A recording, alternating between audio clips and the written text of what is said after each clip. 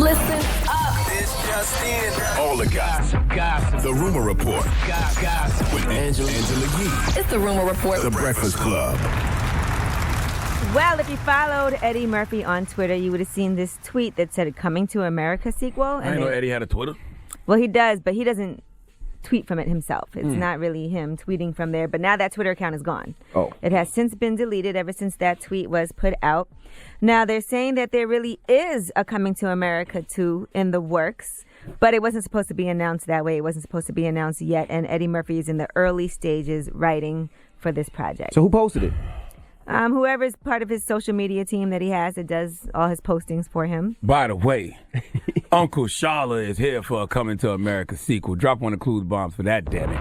I've been saying they should do a Coming to America. What you mean, how would they do it? How is life in Zamunda for Lisa McDowell and Prince Hakeem? What are you talking about? Prince Hakeem the king now, okay? Because James Earl Jones probably dead. He's died. Well, no, he is still alive in real life, so you can still have him. Yeah. You know what I mean? But maybe he's about to be king. Yeah, Prince Hakeem about to be king. They in Zamunda. What's life like in Zamunda? But they gotta relate it back to the U.S. as well. They gotta go back and forth. For what? Just, we saw what happened in Queens. They gave Queens their ass to kiss. They opened up a McDowell's in Zamunda. They got elephant burgers and kangaroo burgers and all kinds of stuff. Or maybe they have a son who's looking for a bride. Or maybe they have a son that's not looking for a bride. There you go. But I don't want to see him come back to Or America. a daughter looking for a husband. Oh, and you could spin it because maybe you could have him come back to America and find him a nice white conservative. See, you always go too far. And they don't accept him in Zamunda. All right, now, Trump don't let him back. Trump don't let him get in. Trump won't let him come in from Zamunda or something. In other TV news and movie news, VH1 has, we told you they announced that T.I. and Tiny's not coming back, but is Escape now going to be doing a TV show now? Latasha from Escape actually posted a picture with Mona Scott Young, and she said, big things coming. All right, y'all going too far now.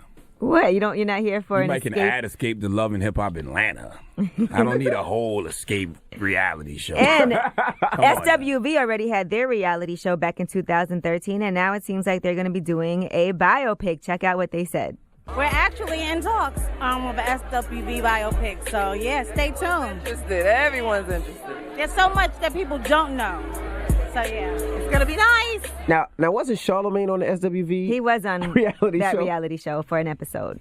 No, I wasn't. Yes, you were. You went on a date with Lily. That's not true.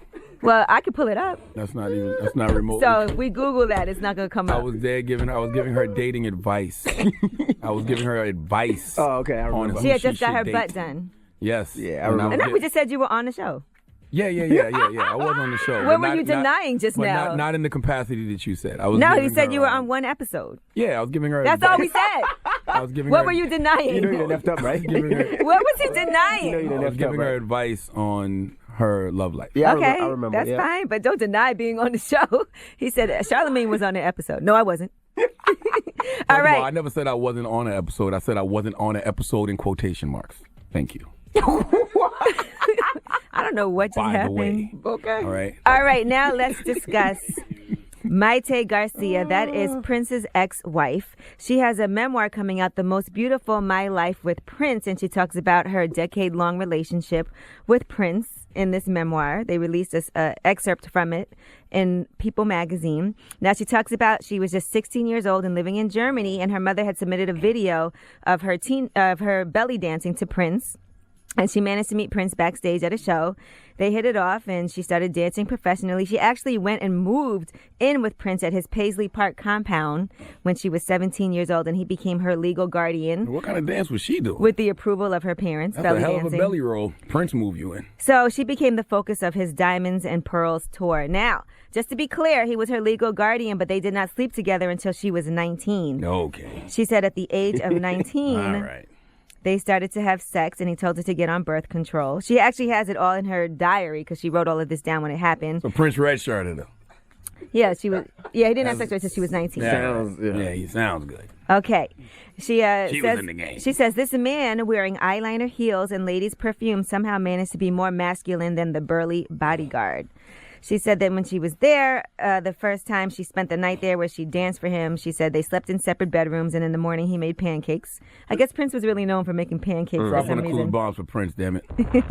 But she also said that he was very stern about what she would wear. Like if she showed up to rehearsal in sweatpants, he would make her change, and he watched over her weight. So he said one time she was eating some whipped cream and he docked her pay. I'm Prince. I'm out here dressed to death. I got on high heels and capes and leggings, and you coming here with sweatpants on? How dare you? Now, you may know Maite from Hollywood Exes, and she also talks about being 22 years old when they got married. He was 37 at the time. They got married on Valentine's Day, and they had a son. She gave birth to their son 8 months after they got married.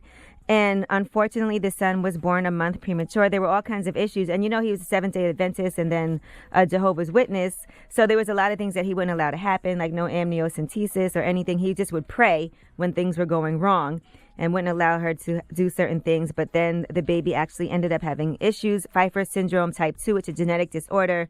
So unfortunately, the baby did pass away, and she feels like their relationship never recovered from that. And that was kind of the end of things for this them. is actually coming from the girl? Yeah, Maite wrote her memoirs.